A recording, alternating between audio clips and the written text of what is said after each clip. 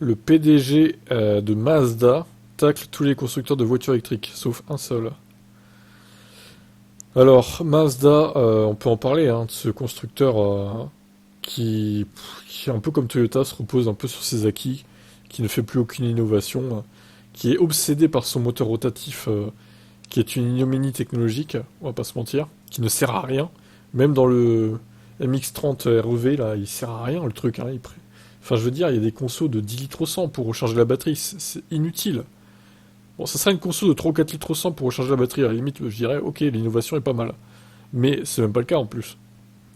Mashiro Mo est resté plutôt correct et diplomate dans ses déclarations. Nous sommes très loin d'un Musk qui a des sorties provocantes. Il explique.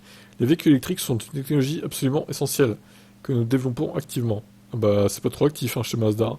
Cependant, aux États-Unis, les VE représentent environ 6% du marché l'année dernière, cette année 8%. Et sur ce pourcentage, 57% sont des Tesla. Les autres véhicules électriques ne décollent pas réellement. Les stocks s'accumulent.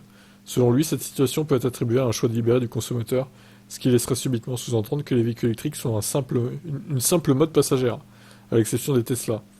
C'est aussi une autre façon de ne pas assumer le bilan plutôt faiblard de Mazda, en reportant la faute, bah oui c'est ça, sur les trop bonnes performances du leader du secteur, un mélange de mauvaise foi et de frilosité.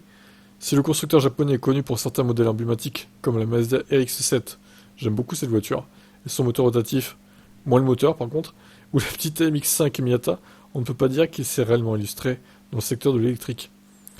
Pour l'instant, il a juste le MX-30 avec une autonomie ridicule et un prix délirant. Un peu comme la Honda E d'ailleurs. En plus de ça, la majeure partie des MX-30 qui se vendent ne sont pas des purs électriques, mais ce sont ceux qui sont secondés par le moteur rotatif.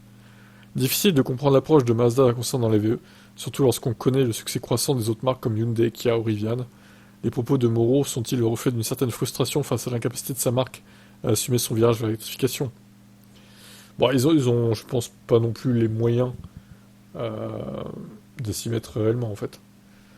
Ni les moyens, ni l'envie, en fait. C'est un peu ça l'idée, quoi. Dommage.